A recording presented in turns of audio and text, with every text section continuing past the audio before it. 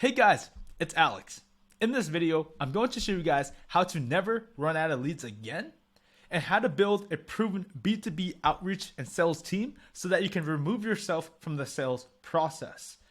This right here is the exact sales team that we build if we're selling anything under $10,000.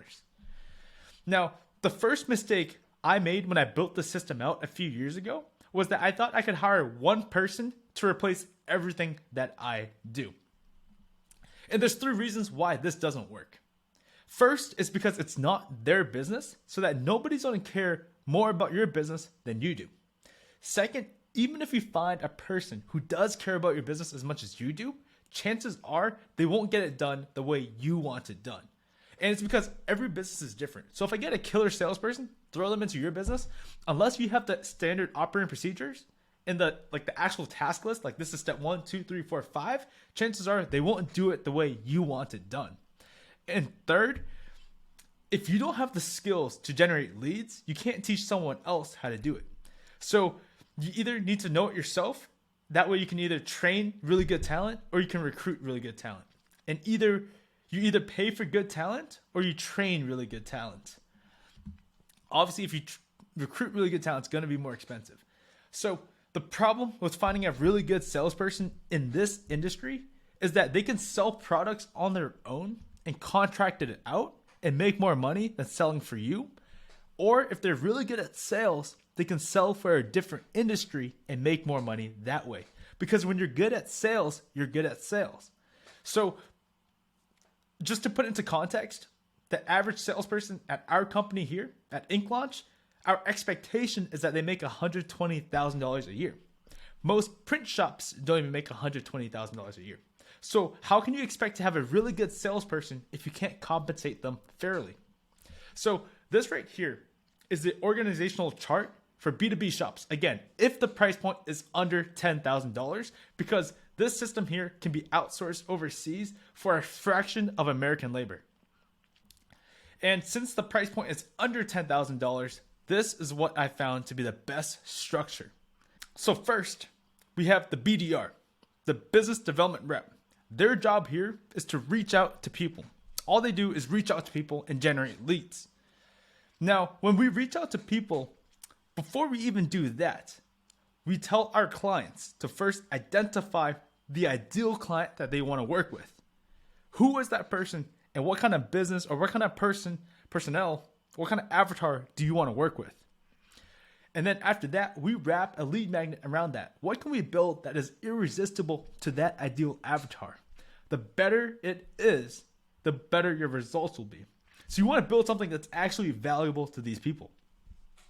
And these guys reach out to your ideal client and offer this lead magnet to them to start the conversation. These guys, all they want to do is start the conversation. And if someone's interested, they hand it off to the ISA, the inside sales agent. This person's job here is to provide the lead magnet. So whatever value this person promised, this person here will deliver it to them. The better this lead magnet is, the more valuable it actually is, the better the rapport will be. And their main goal here is to qualify if the lead is a good lead, if this is someone you want to work with in the future, or if they can afford your products. And second, if you can actually deliver value to them. And third, their job is to follow up and sell the leads. Now, the third person we have here is the sales manager. Their job here is to train, recruit, and manage the KPIs of your sales team. So this person here needs to know what key performance indicators that you have to look for when you run a sales team. So for example, how many quotes were sent out last month? How many sales were generated last month? What was the total revenue? How many people did we reach out to? And how many people converted? Those type of metrics, this sales manager, their job is to monitor those metrics. So this person here, not only do they monitor those metrics, their job is to train these people here and find new talent and recruit more people so that you don't have to worry about it. At the beginning, chances are all three people will be you. Once you can afford a team, it's best to have them specialize in different areas of the business for two reasons. If they leave, you can easily replace them. And when you hire a new person, you can train them a lot faster. If one person learned the skills of all three of them, to train them up again, it takes a while. But if one person only has one dedicated task, it's a lot faster to train them up to the standard you want them to perform. So the first hire you'll make is a BDR, and you can hire a virtual assistant overseas for $300 to $450 a month, and they can help you do outreach. So these people can be easily trained if you have clear internal standard operating procedures. All they have to do is reach out to your ideal client and make contact with them. They don't have to have great English skills, but it's important that they follow your SOPs and they fill out the trackers that you want them to fill out. If they don't fill out these trackers, it's hard for you to measure the metrics of the outreach. So their job is essentially two things. First, they'll be setting appointments for the ISA, and two, they'll just be reaching out to other companies. So the things that they have to learn how to do is first, they have to learn how to generate leads via the outbound systems. In our program, we teach, I think, over 8 outbound systems and a bunch of other systems to get leads. But these guys only have to know one way to do it. Second, they need to know how to enrich data so that the outbound is more personalized. And they have to know how to get data for outbound. Where can they find your ideal avatar? But they don't have to know anything about this industry and how your business really works. So at first, once you hire your first virtual assistant or your BDR, chances are it's going to be them right here, and then it'll be you doing everything else. So first, they generate the lead and establish contact. That's all they do. And then it's your job to qualify the lead and sell the leads. Chances are it's going to be you and a CRM to automate the follow-ups. If you don't have a CRM to automate the follow-ups, you need a CRM to manage your clients. If you don't have a CRM, it's really hard to manage the leads. And if you don't know how to manage your leads, how can you hire someone else to manage your leads and expect them to keep it organized? So you need yourself and a CRM. The second hire you'll make is the ISA, the inside sales agents. And you can hire one from Central America, Latin America, South America, Mexico for $800 to $1,500 a month. And their English is phenomenal. But they will have to understand how to provide value to the client and actually quote the jobs. Shops do their quoting differently. Some shops make it super complicated. Other shops make it easier. But anyways, their job is to sell the leads. So they'll be quoting, selling, and ultimately serving your clients and being the face between your clients and the sale. So they'll need to know how to navigate all your catalogs. If you use SNS Activewear, Alpha Broider, whatever it is, they need to know how to navigate the catalog. Second, they will have really, really good English because a lot of these countries, they learn English since elementary school. But the problem that they'll have is that there's certain phrases and tonalities that we use in America that you will only pick up on if you grew up here in North America. So it's your job to train them into North American culture. They will need to know how your printing process works because every business has a different process. And they don't need to understand how to print the shirts, how to operate the machines, but they need to understand at a high level to answer questions that your clients might have. And they'll also need to know how to price jobs. So a lot of shops, they have trouble pricing their own jobs. If you're confused about the price yourself, imagine what your ISA feels. And if they're confused, imagine what your client feels when they're just trying to order t-shirts. Next, if you guys are delivering a complicated lead magnet, like you're doing something really custom, really complicated, this person needs to know how to deliver that lead magnet.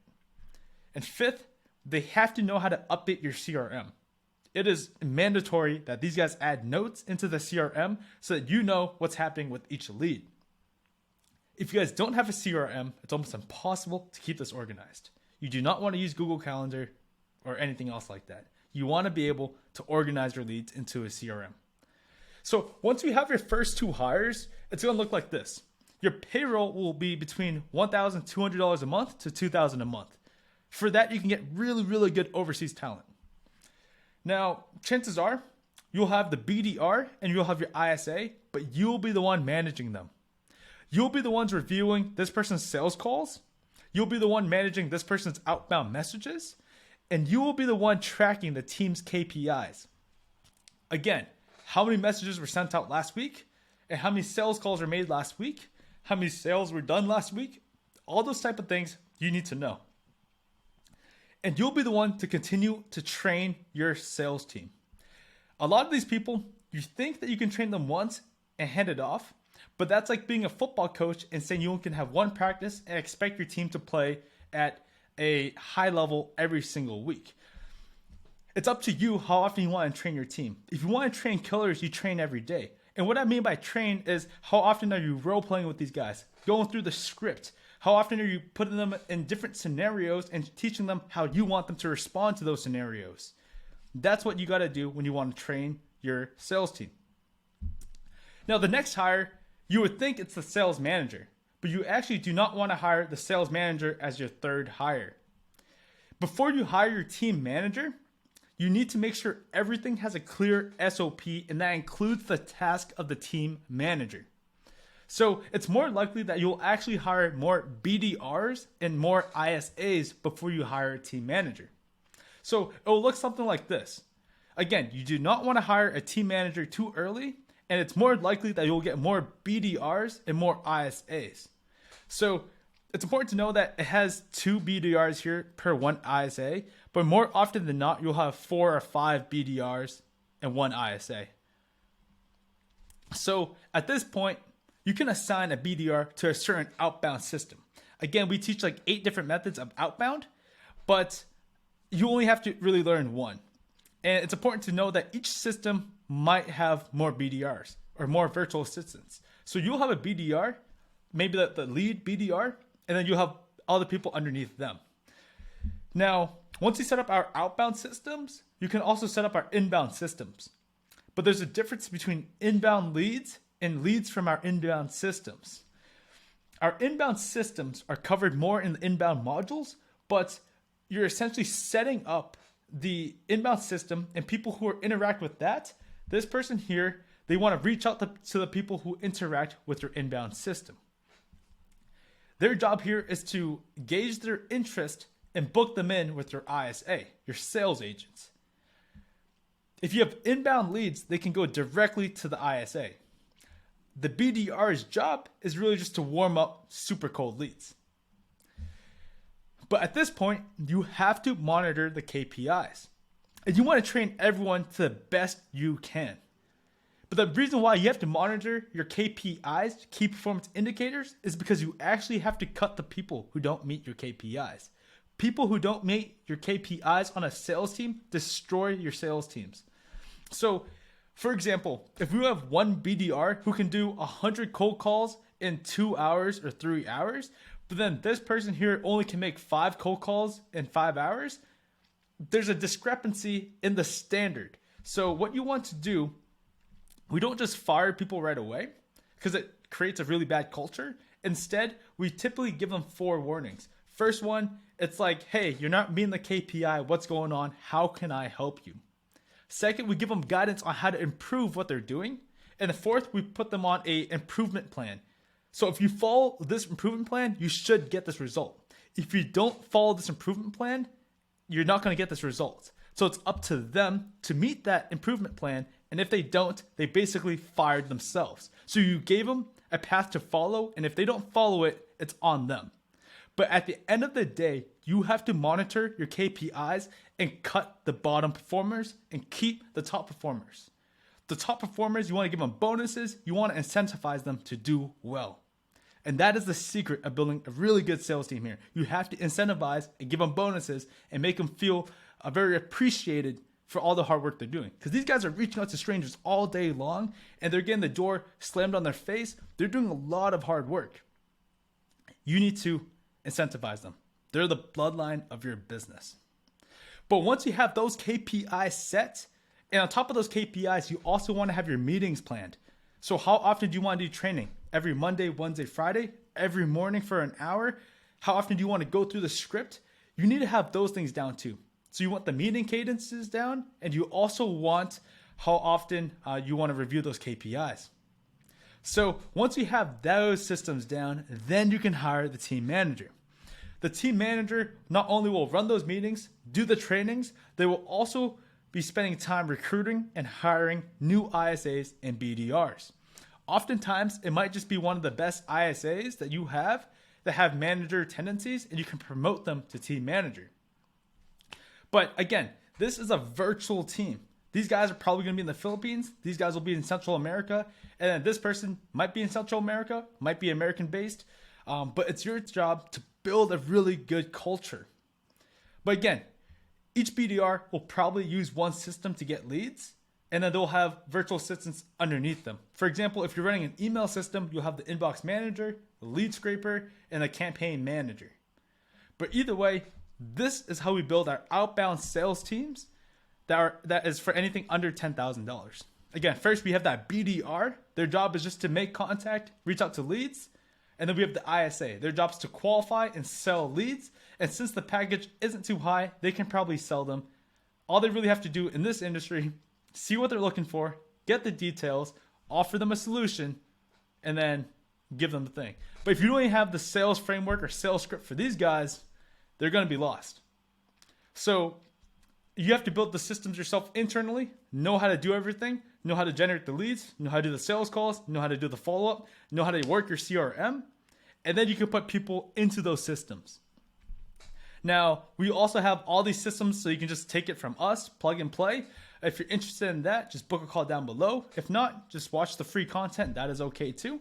But this right here is how we build outbound sales teams for anything under $10,000.